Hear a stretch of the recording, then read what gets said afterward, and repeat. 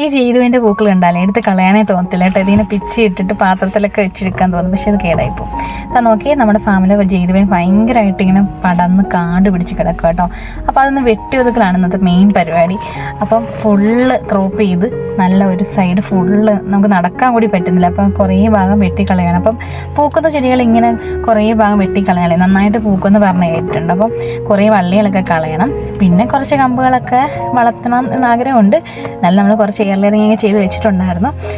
അപ്പം ഇവിടെ മെയിനായിട്ടൊന്ന് വൃത്തിയാക്കൽ പരിപാടി കേട്ടോ. ബൊഗെയിൻവില്ലയും ജെയ്ഡുവിനും കൂടെ മിക്സായിട്ട് ആകെ കുളമായി ഇങ്ങനെ കിടക്കുവാണ്. ഈ പൂ ഇങ്ങനെ കിടക്കുന്നുണ്ട്, തണുത്തിവന് വിഷമം കേട്ടോ. അപ്പോൾ കുറച്ച് കമ്പ് ഞാൻ വിചാരിച്ചൊന്ന് വെള്ളത്തിലിട്ടൊന്ന് പ്രൊപ്പഗേറ്റ് ചെയ്യാമെന്ന് വിചാരിച്ചു. അതിനായിട്ട് കുറച്ച് കമ്പ് കൂടി കളക്ട് ചെയ്യുന്നുണ്ട്. അത്യാവശ്യം വെട്ടിയപ്പോൾ തന്നെ വെയിലൊക്കെ അടിച്ച് തുടങ്ങിയിട്ടുണ്ട് കേട്ടോ. അപ്പം മൊത്തം ഒന്ന് വൃത്തിയാക്കി എടുക്കണം. ഈ പൂവ് ഇങ്ങനെ തൂത്തുവാരി കളയാൻ പോലും തോന്നുന്നില്ല കേട്ടോ. അത്രയ്ക്ക് രസമാണ് കേട്ടോ ഈ പൂക്കൾ ഇങ്ങനെ കിടക്കുന്ന കാണാൻ.